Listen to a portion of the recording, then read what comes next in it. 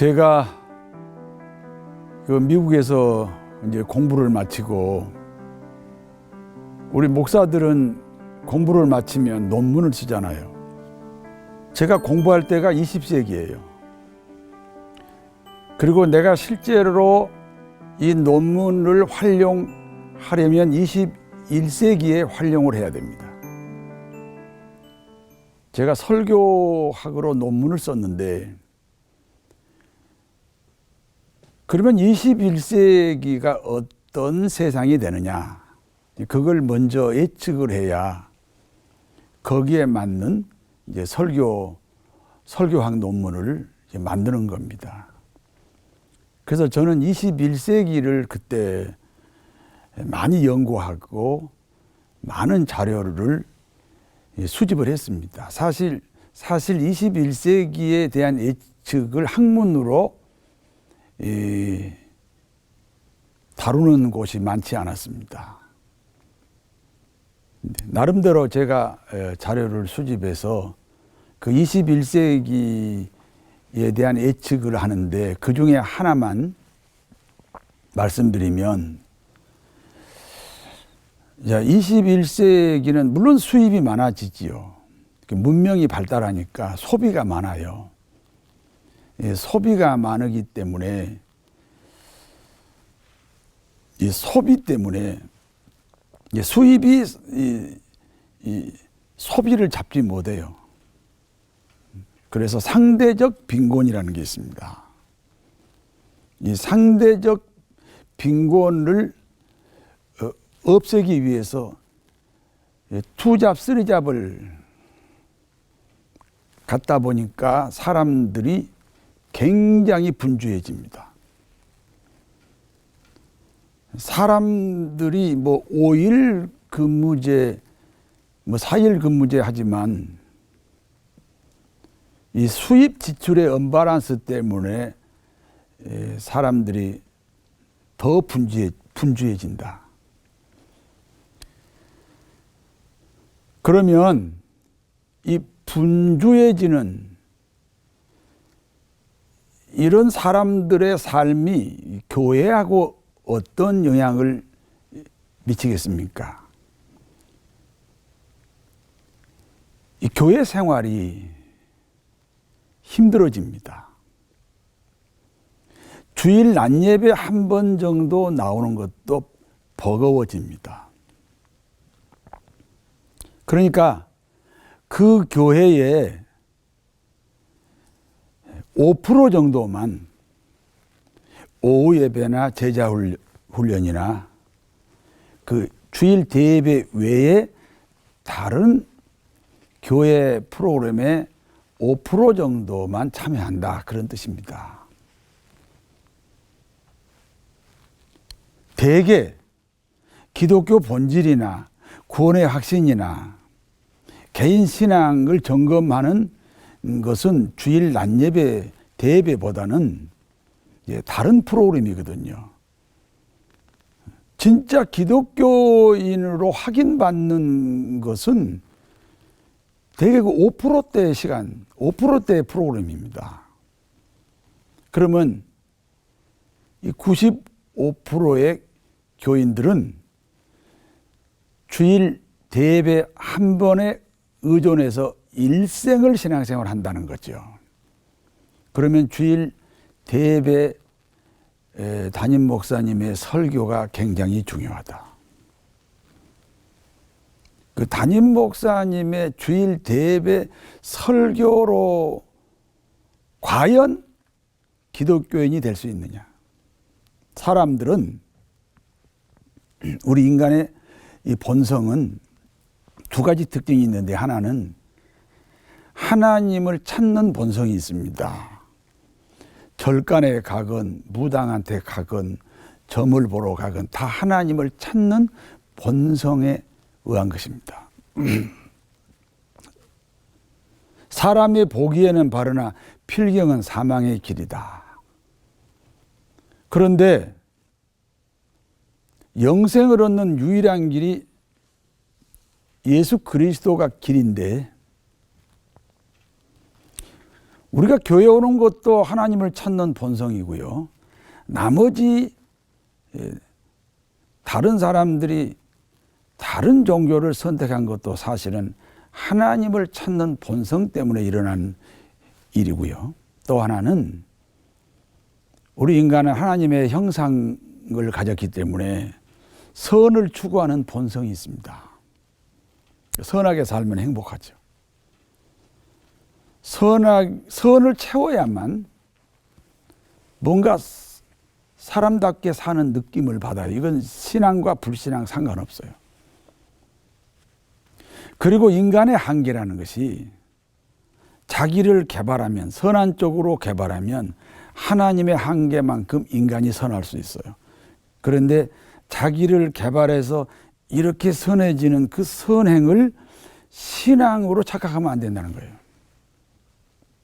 또 반대로 나를 악한 쪽으로 개발하면 저게 사람이냐, 저게 악마지 하는 한계까지도 우리가 악해질 수 있습니다. 그런데 악한 쪽으로 가면 스스로 불행하지요. 왜? 선을 추구하는 본성이 있으니까요. 그러므로 선을 추구하는 이 본성을 채우는 수준에서 교회 생활을 할 수가 있습니다. 목사님 설교를 선을 추구하는 본성을 채우는 수준에서의 목사님 설교를 받아들이는 경우도 있습니다. 여러분, 오른손도 모르고 왼손으로 도와라. 원수를 사랑해라. 겸손해라. 효도해라. 내 이웃을 내 몸처럼 사랑해라. 누가 거절하겠습니까? 이런 말씀이 얼마나 우리 인간에게 감동이 됩니까? 자기 본성을 채우는 그 수준이다, 그 말입니다. 근데 그것은 예수님을 구주로 영접하는 것과는 상관이 없습니다.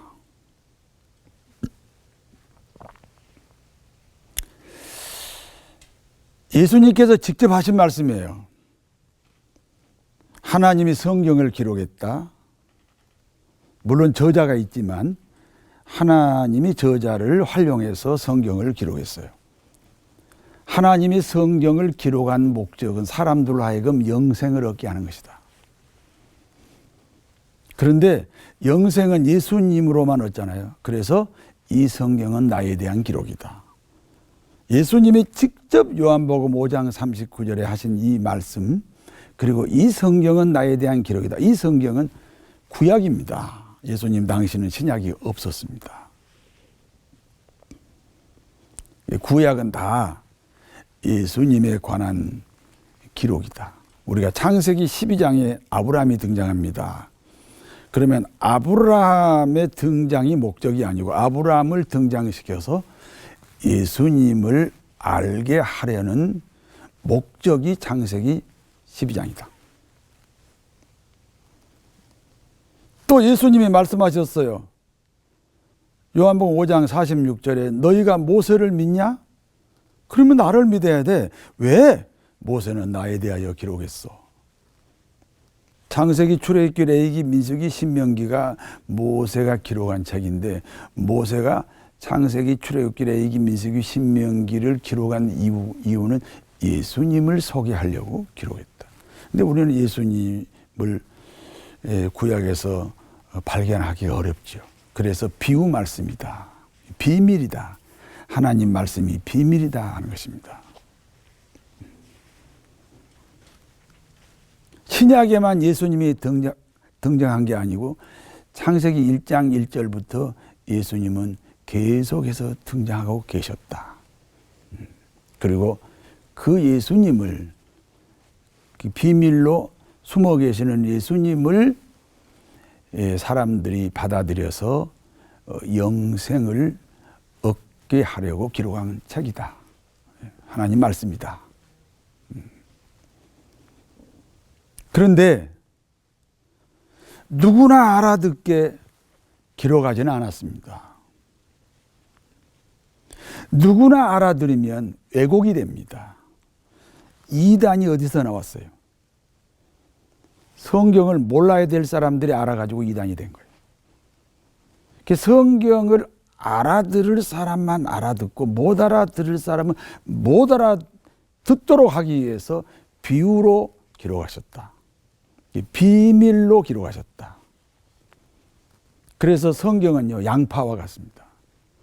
양파는요, 알맹이인 줄 알았는데 껍질이잖아요. 그래 벗겨요.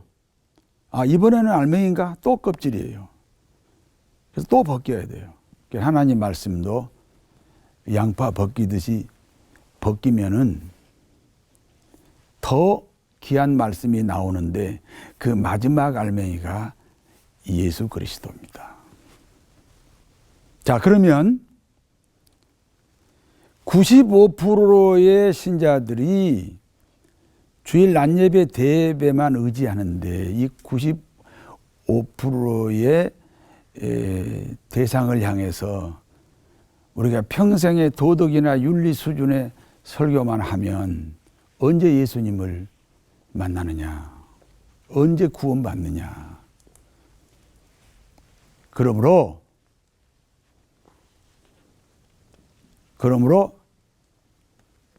이 낮예배를 통해서도 예수님을 구주로 고백하는 설교가 필요하다. 제가 그 논문의 내용이고 결론입니다. 어떻게 낮예배를 통해서도 예수님을 구주로 고백할 수 있는 설교를 할 수 있는가? 그것은 성경 해석의 비결을 찾으면 된다. 창세기에서부터 계시록까지가 다 예수님에 관한 글이기 때문에 예수님을 찾아내는 성경 해석을 통해서 예수님을 소개하면, 그러면 예수님으로 인하여 우리가 영생을 얻기 때문에 최소한 교회의 역할. 제가 목사인데 목사의 사명이 이혼을 방지하는 것, 건강을 유지하게 하는 것, 정직하게 살게 하는 것, 정의를 실천하게 하는 것도 물론 틀린 말은 아니지만 천국 가게 해야 되잖아요. 천국 가는 문제 해결 못하면 교회도 교회가 아니고 목사도 목사가 아닙니다. 우리는 다른 곳에 너무 시선이 집중되어 있다는 겁니다. 그 단순한 문제를 해결하고 그 다음에 구제도 나오고 그 다음에 삶의 질도 높여야 된다는 거죠.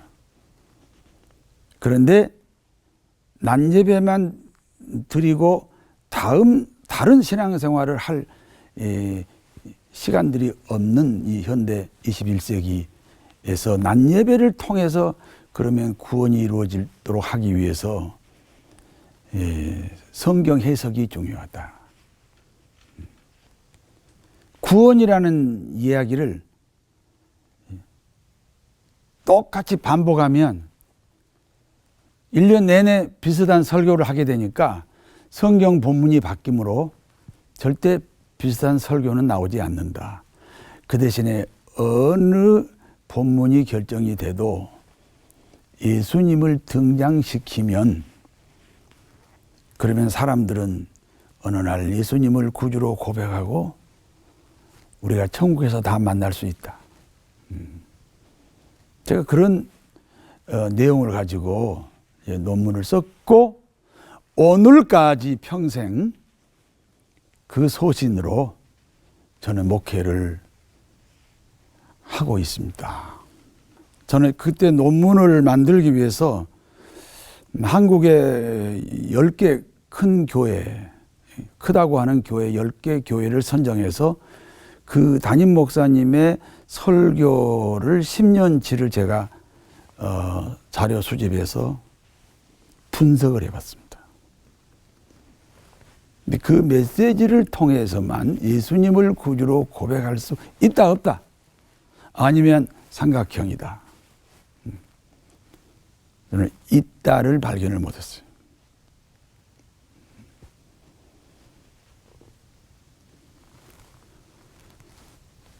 여러분, 어떤 선한 사람이 있어요. 세계적으로 유명할 만큼 선해요. 그분이 자기 자아를 선한 쪽으로 개발해서 선한 건지, 예수 그리스도가 통치하는 그 신앙의 삶 때문에 선한 것인지 분별하는 지혜가 필요합니다.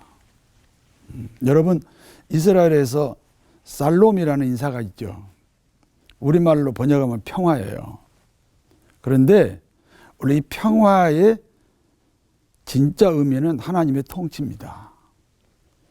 그렇습니다. 하나님의 통치가 평화입니다. 사공이 둘이면 배가 산으로 간다. 우리 속담이 있잖아요. 그 배의 주인이 둘이니까 바다로 가지 않고 산으로 가요. 이 지구라는 배에 70억의 주인이 있어요. 사공이 있어요. 그러니까 지구라는 배가 어디로 갑니까? 스스로 멸망의 길로 가지 않아요. 우리 전쟁 안 해도요. 우리 핵 전쟁 안 일어나도요. 이대로 세월이 흐르면 이 지구는 자멸합니다. 그 인공지능이 이제 발달해가지고 인공지능 시대가 되는데요. 인간은 스스로 자멸의 길로 가는 겁니다.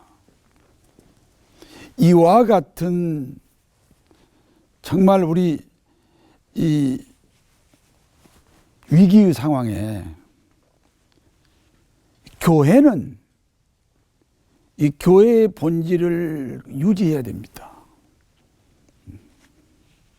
양파를 벗기듯이 한꺼풀만 벗겨서 도덕 윤리 수준으로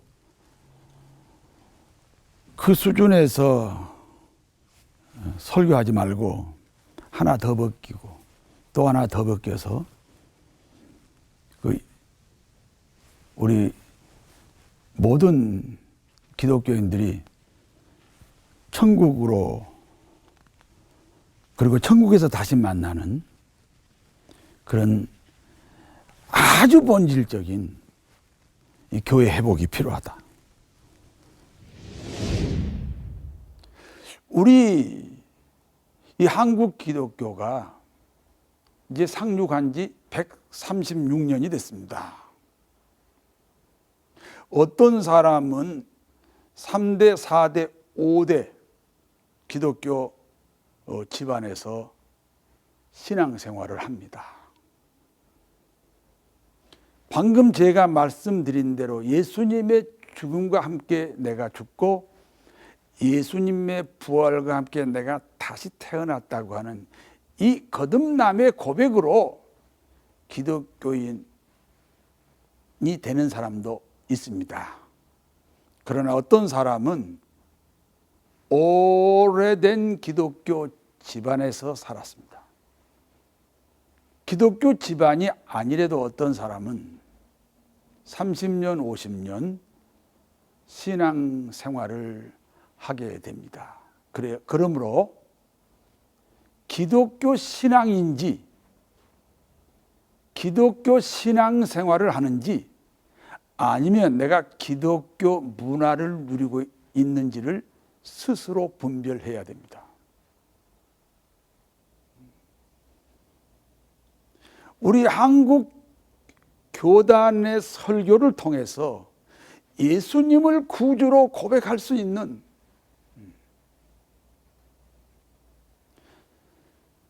그와 같은 강단의 변화가